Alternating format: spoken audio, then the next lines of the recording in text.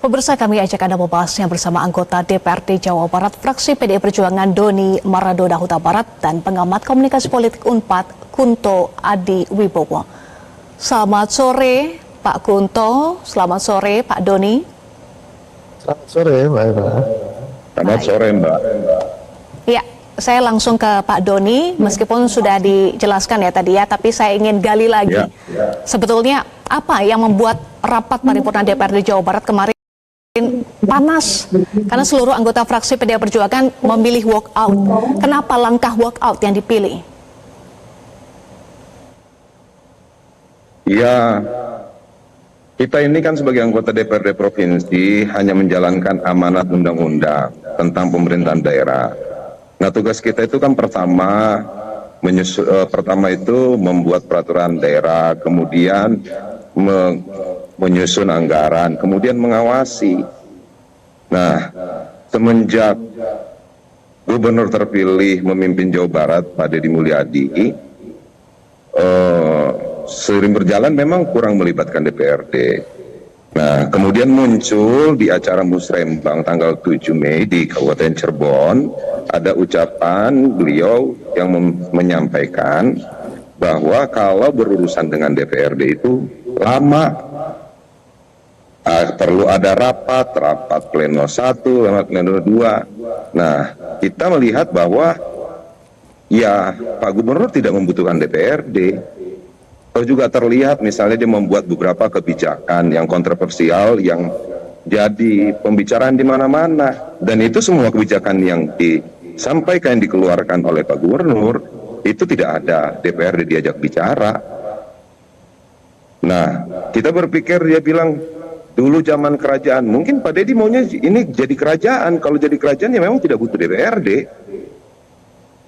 Nah, hari ini Pak Deddy membuat video di medsosnya. Dia menyampaikan minta diperhatikan, minta dihargai, tapi diundang tak datang. Nah, ini harus saya klarifikasi yang disampaikan Pak Deddy gue. Ini saya harus sampaikan, undangan Musrembang Provinsi itu diterima anggota DPR 1 hari sebelumnya. Dan undangannya ada 3 versi. Di mana pada saat jadwal Musrembang itu semua anggota komisi, pansus, semuanya lagi ada agenda kunjungan. Nah, dari undangan saja, undangan tanggal 2 dibuat sama Pemprov. Diterima teman-teman DPRD itu 1 hari sebelumnya. Undangannya ada 3 versi. Ada yang jam 7, ada yang jam 9, ada yang jam 12. Baik. Nah, dari birokrasi ini saja kita lihat ini nggak benar gitu. Baik, Pak Doni, artinya nah, kalau sistem birokrasinya seperti ini sebagai akumulasi kekecewaan ya, Pak Doni? Gimana? Artinya langkah walkout sebagai akumulasi kekecewaan karena merasa kurang dilibatkan. Iya dong, kalau misalnya Pak Deddy berpikiran tidak membutuhkan DPRD, ngapain kita ada di situ? Baik, Pak Doni, tadi Anda sampaikan bahwa Deddy Mulyadi kurang melibatkan DPR dalam beberapa program. Apa saja kebijakan yang Anda anggap kurang melibatkan DPRD? Soal anak nakal masuk dalam barak militer, itu tidak ada dibicarakan di DPRD. Tentang pembongkaran bangunan yang ada yang mungkin memang bangunannya melanggar aturan, tidak pernah juga dikomunikasikan. Banyak lagi yang lainnya, soal vaksektomi, ada dia bicarakan ke DPR? Tidak ada. Nah, perlu disadari bahwa 120 anggota DPR ini, DPR Provinsi ini adalah perwakilan rakyat. Apapun kebijakan pemerintah, yang ditanyakan oleh rakyat adalah wakil yang mereka pilih. Kalau tidak ada informasi dari pemimpinnya, bagaimana kita menjelaskan di bawah? Baik. Begitu, Mbak. Oke, saya akan ke Pak Kunto. Pak Kunto, bagaimana memaknai sikap walkout fraksi PDI Perjuangan yang tadi seolah menjadi akumulasi kekecewaan karena merasa kurang dilibatkan dalam kebijakan-kebijakan Gubernur Jawa Barat, Pak Kunto? Ya, memang sejak Pak Deddy Mulyadi menjadi Gubernur Jawa Barat itu ada banyak kontroversi soal cara kebijakan yang diluncurkan oleh Pak Deddy Mulyadi. Ini kan ketika dia ada di sebuah daerah sedang membuat konten YouTube, lalu tiba-tiba ada ibu-ibu yang berkeberatan karena harus membiayai anaknya yang sedang sekolah dan ada study tour di sekolahnya, tiba-tiba ada larangan study tour keluar Jabar gitu kan. Lalu kemudian kalau ada orang tua yang mengadu anaknya nakal, lalu tiba-tiba ada kebijakan atau semacam kebijakan ya dari Deddy Mulyadi bahwa ada anak nakal atau bermasalah masuk ke barak. Nah ini kan responsif sih responsif, tapi kan sebagai sebuah kebijakan harusnya kan dia punya tata cara. Ini kan bukan zaman kerajaan, betul kata Pak Doni gitu kan. Kalau ini zaman kerajaan semua titah raja itu udah jadi aturan, udah undang-undang secara otomatis.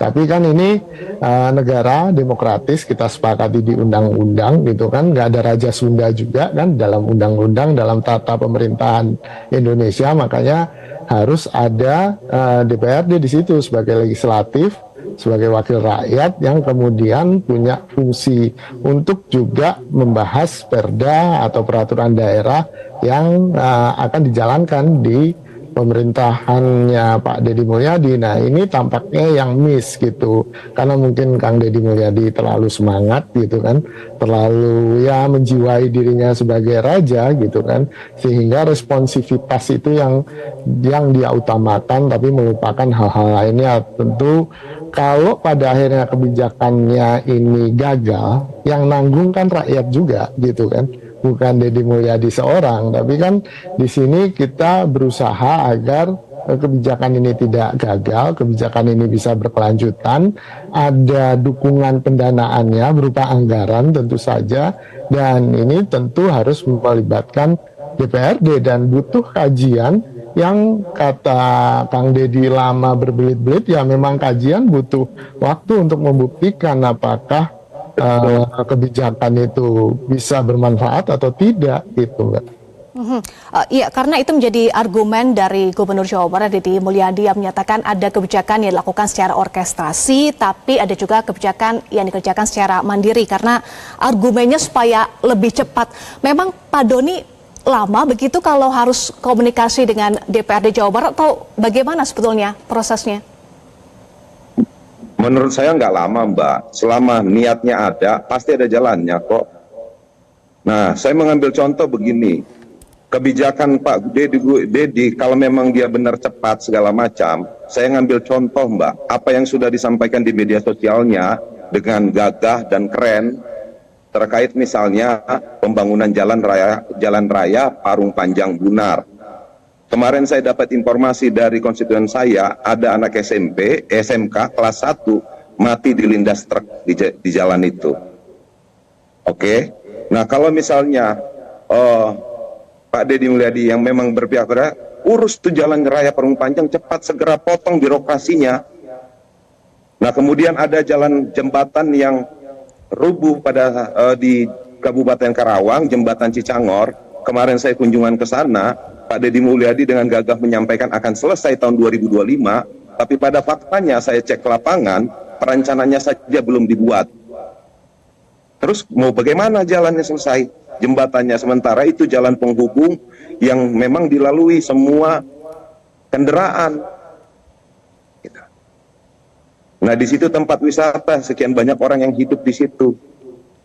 Nah, maksud saya, Pak Deddy, gercepnya ya seperti itu, menyelesaikan masalah yang memang pada pokoknya.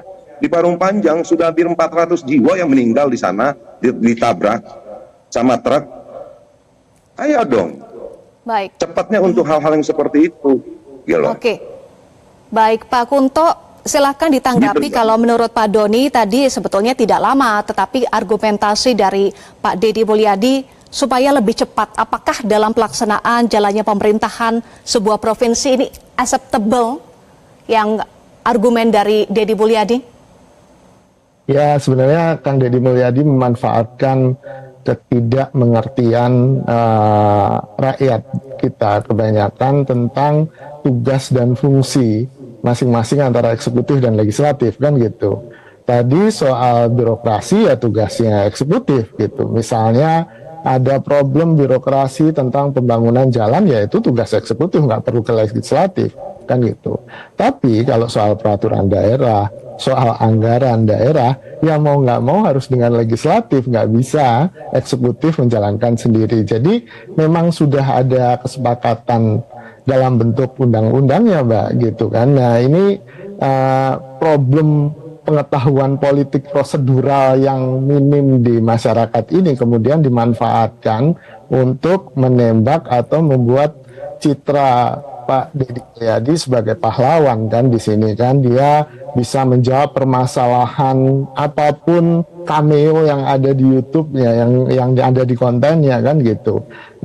Ada masalah apa langsung seakan-akan langsung dijawab, dan ya itu bagus secara responsivitas, apalagi kalau memang ada di dalam tanggung jawabnya sebagai eksekutif dan masalahnya adalah birokrasi. Tapi ketika masalahnya di awal misalnya keberatan tidak hanya PDI Perjuangan, PKS pun ketua DPW-nya kan juga keberatan soal ketika ada efisiensi sampai 20% kan di APBD-nya Jawa Barat, yang menurut dia itu bukan lagi efisiensi, itu restrukturisasi anggaran dan tidak sama sekali melibatkan DPRD. Nah, ini yang menjadi penting karena tadi program tidak mungkin berjalan tanpa anggaran, itu udah jelas gitu. Sebaik apapun programnya Pak Deddy Mulyadi, sehebat apapun programnya Pak Deddy Mulyadi, kalau nggak ada anggarannya, tidak diketok palu oleh DPRD, ya akhirnya nggak akan jalan kan gitu.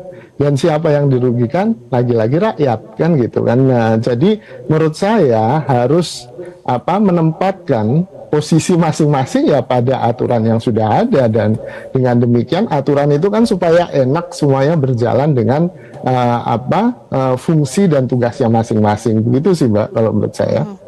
Oke, jadi menurut Anda selama ini kebijakan Gubernur Jawa Barat Deddy Mulyadi performatif atau substantif, Pak Kunto? Ya, kalau menurut saya tidak dengan serta-merta sesederhana semuanya performatif atau semuanya substantif kan. Ada yang substantif, tapi ada juga yang performatif. Tadi kita lihat batasan-batasan wewenang dia sebagai gubernur. Kalau dia membuat kebijakan melampaui wewenangnya, ya itu kan jadi performatif dan jadi salah kan gitu. Ini yang menurut saya harusnya jadi momentum untuk kemudian termasuk Pak Kang Doni dan PDIP untuk kemudian mendorong lagi pendidikan politik, terutama soal politik prosedural ini yang ternyata masih jadi masalah besar di Jawa Barat gitu sih Mbak.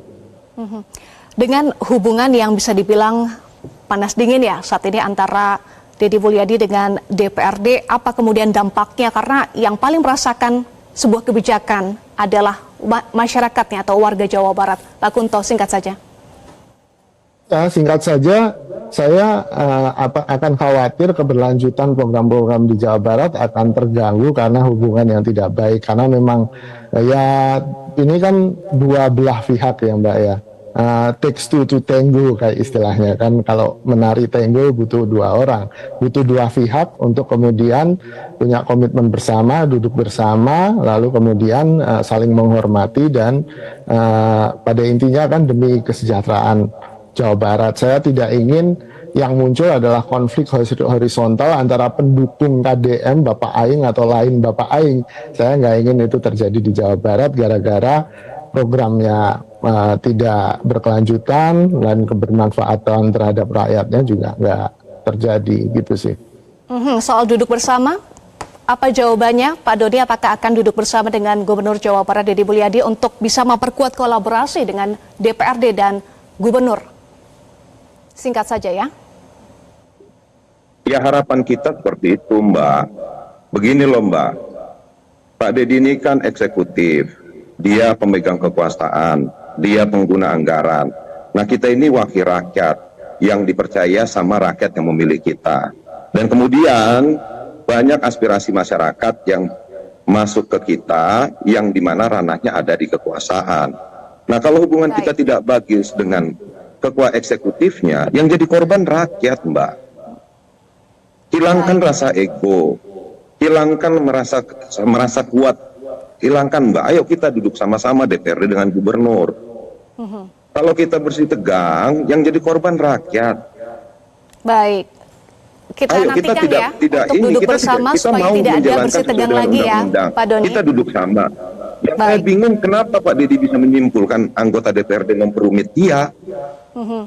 Baik, terima kasih Pak Doni, Pak Kunto sudah bergabung Itulah, Mbak. bersama kami di Metro hari ini.